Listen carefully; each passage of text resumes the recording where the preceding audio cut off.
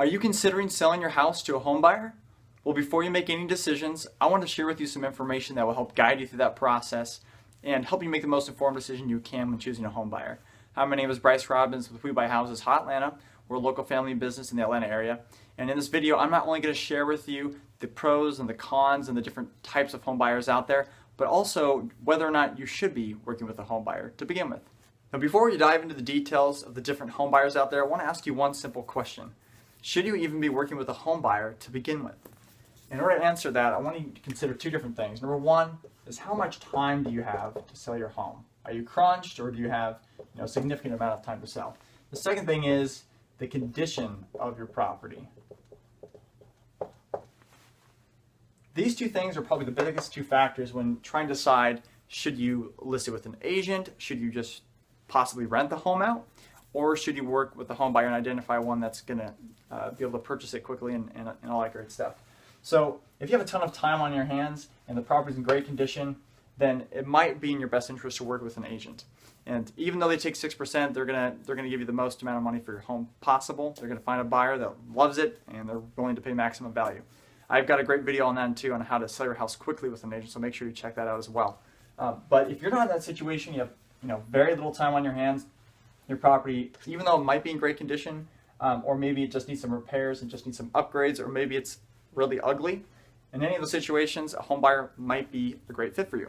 So let's discuss the different things to look out for when trying to choose a home buyer. So when we look at the general pool of home buyers out there, there's really two different categories that we can kind of put them into. Number one would be local companies, like your mom and pop, family-owned businesses. The second would be national companies. And in these 8 different topics, I want to kind of compare and contrast these two different types of home buyers. So number one would be, how much capital do they have to work with? And obviously, the more capital they have to work with, the more properties they can buy, the higher volume they can do.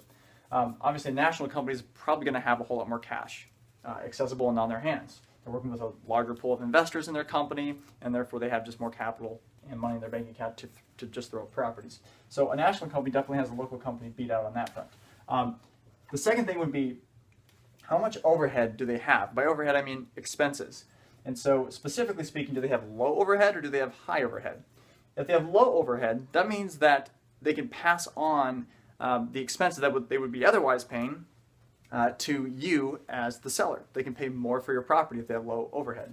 Hopefully that makes sense. So a local company is most likely going to have a lower overhead. They don't have a ton of employees and staff and payroll and all that stuff, whereas a national company is more likely to have those complications and higher expenses. And so in that case, a local company is going to have a lower overhead and be able to pay more for properties in general. The third thing to consider is their hiring standards. Big national companies tend to bring people in, bring people out. They have a high turnover rate of people kind of going around and trying to purchase properties for their company. People get burned out. They just, they fizzle out. Maybe they don't like the process, and so they have a high turnover rate.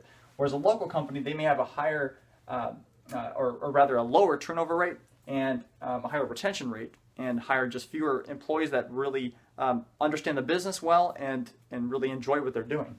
And so a local company is going to have higher standards and just retain their employees for a lot longer. And what that means is they're going to have more training, they're going to have more experience, they're going to be out in the field for a longer period of time, and they just have better communication skills with you.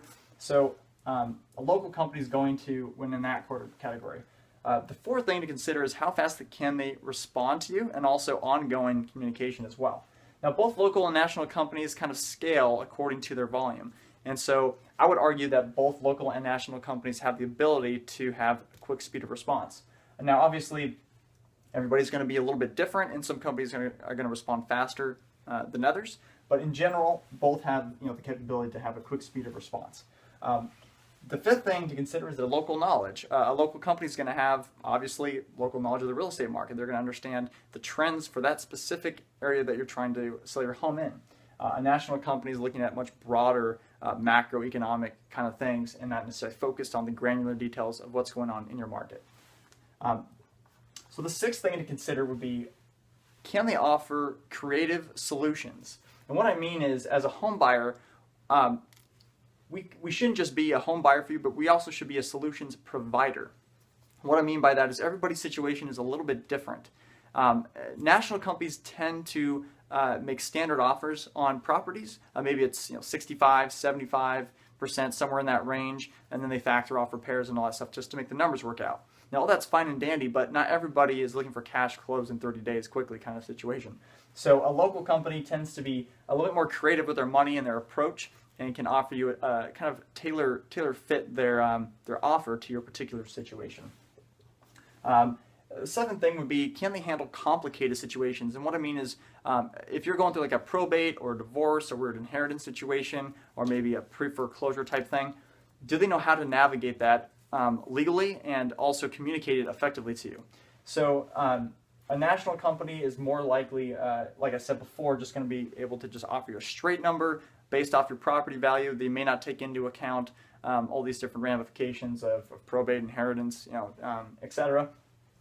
So a local company is more likely to be able to handle more complicated situations. And lastly, a benefit to you for working with someone local would be they are more likely to offer you free advice. So if they aren't going to be a good fit for you, they can at least help point you in the right direction. National companies, on the other hand, may not be so open to offering free advice, but you're going to get a more personal experience with a local company. Now, in addition to the things we just discussed, I think it goes without saying that you should work with someone that you feel comfortable with. A company that has integrity, they're honest with you, they're friendly, maybe they have a great phone voice. But just make sure that the people that you do choose to work with, they can provide a solution that makes sense for your particular situation. My name is Bryce Robbins, again, with Buy Houses Hotlanta. You can give my wife and I a call at 404-490-2285. There's also a link in this video that take you to our website, and you can read all about us on there. And even if we're not a great fit for you, we'll at least give you some free advice and help point you in the right direction to make sure that that you're not stuck where you are. All right. So thank you for watching this video, and look forward to talking to you soon.